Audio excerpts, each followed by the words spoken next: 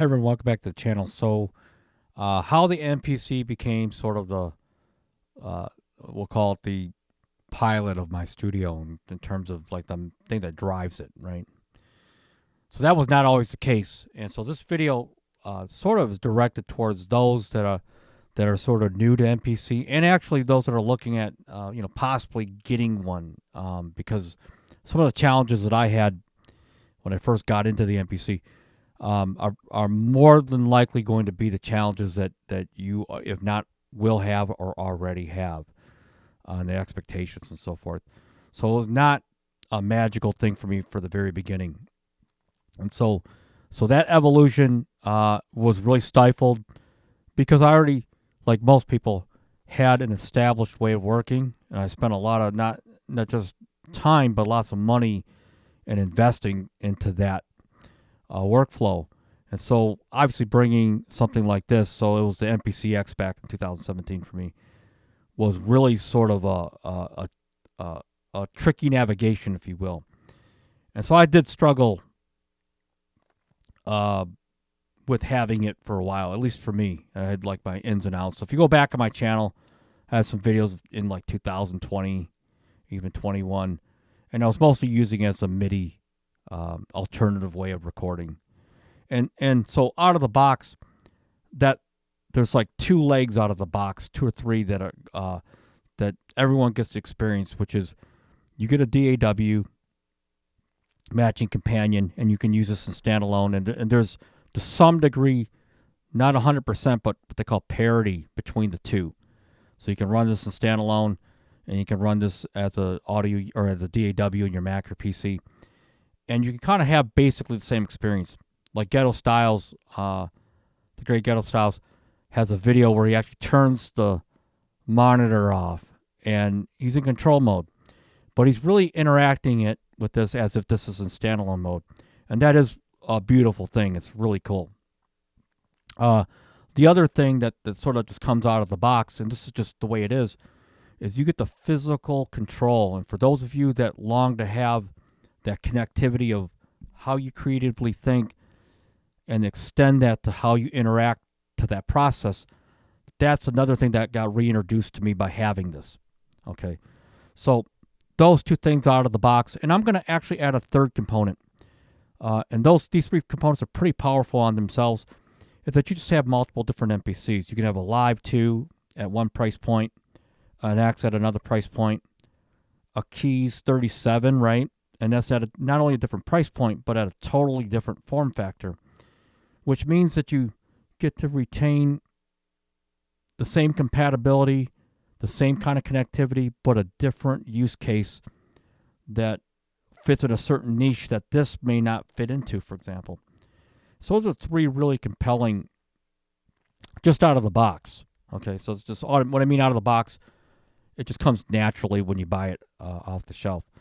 Now, where the disconnect for me is that I couldn't get this to fully replace what I was doing. So I had a rack full of synths, a wall full, and I had plugins and all that. So rather than getting very specific in that, I'm going to fast forward to 2022 more recently. Honestly, it was sampling. So basically learning how to sample some of the key instruments that I was just missing, such as drum sounds. So drum sounds, once I got the drum sounds in here, so let's just go into here.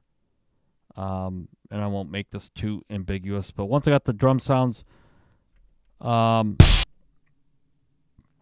light bulb went on. So I had this kit.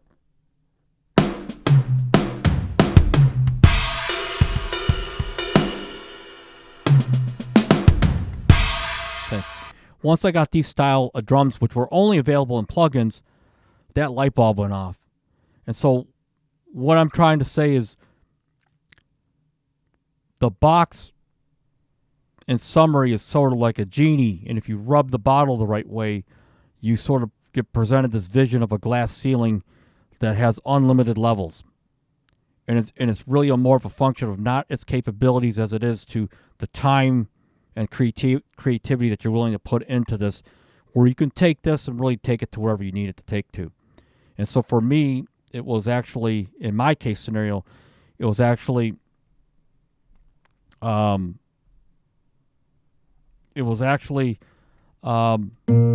making it a replacement, and in a good way. So I would sit there and listen to a keyboard sound. So as you can see, it's pretty easy to get to your stuff now. So I'd pull up a DX7 sound, and I would. This is before I started doing the expansions like I'm doing now. And I would look over my rack, and I said, you know what, I don't even have that plugged in. And the bell or the light bulb goes off, and you realize that each keyboard you have has 2 audio cables, 1 MIDI cable, 1 power cable, minimally, right? That's hooked up to a MIDI interface, which is in turn hooked up to the wall, and a network cable that goes into your DAW, your computer. Your audio cables are going to a big mixer or several line mixers, and that's pretty sophisticated itself, and that's being routed into your audio card in some fashion. And so to facilitate a complex studio, which I've seen people successfully do, by the way, just was not optimal. It was the status quo, so I was used to doing it. But looking at that and playing my DX7 sounds now,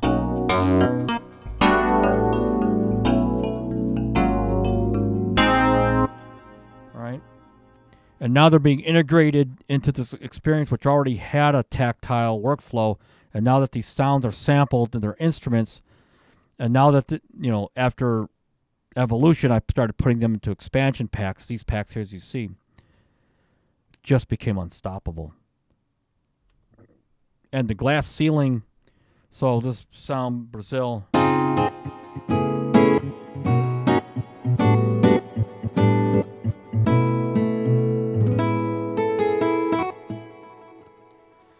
Getting sounds like this, where I was taking sounds from workstations and plugins and then hybrid, resampling them, was another level.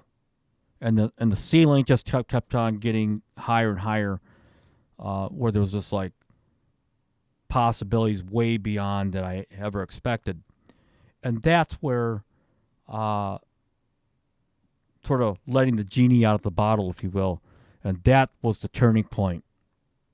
The integration, the sound, the nonlinear workflow, the physical tactile interface, as I said, the DAW, and let's just not forget, Akai's not perfect, but in a general approximation, they have actually been able to hit the right spots more than hit the wrong spots, if you will. In other words, they haven't gone backwards way, way too far, at least for now. That's not to say that they won't. That's not to say that they won't go out of business tomorrow, or get bought out by a conglomeration like Emu and, of course, and Sonic, or like Vision did with Gibson when they bought out Opcode. So you never know where things are going. But as it stands right now, I can only go by what's available right now, and leverage the best I can out of whatever I have right now. And so, for now, the combination of different things that this has to offer, for now, overweighs the old way of doing things that I had explained earlier. And I just couldn't go back the other way, even with the good and sort of the bad. And I'm not going to really list all that stuff in today's video. But if you're out there and you're looking at this as a potential instrument that you're bringing in, don't settle on the out-of-the-box experience or status quo.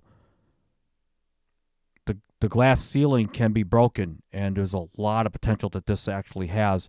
And if you're old school, which most of the people I talk to, in terms of like go back to the 80s and remember having all that gear, and you want to sort of mix the spirit of that, learn how to sample. Learn how to make these expansions, because automatically when you're sampling, you're starting actually from zero. And so what becomes just as important as what to sample is also sort of hidden, which comes along for the ride, which is what you're not sampling, which means that you're building a custom Taylor library that fits you. So you're no longer, which I own Complete and I own Omnisphere and all that, but you're no longer have 58,000 sounds and you just want one sound to start an idea. That is a creative killer. For me, it was. Now, if that works for you, great. But this is one of those things where if I brought you to the studio and sat you where I'm at now and to go through the library, go through the total experience, that light bulb should click on. And so there's a few people out there that I've communicated that have experienced this. And so it's just there. It's just not marketed by Akai. So if you're out there, go for it. Put that time in. If you have any questions or comments, please leave it below. Happy sampling to everyone. And let's kick off the new year to a good start. Until next time, everyone, peace out.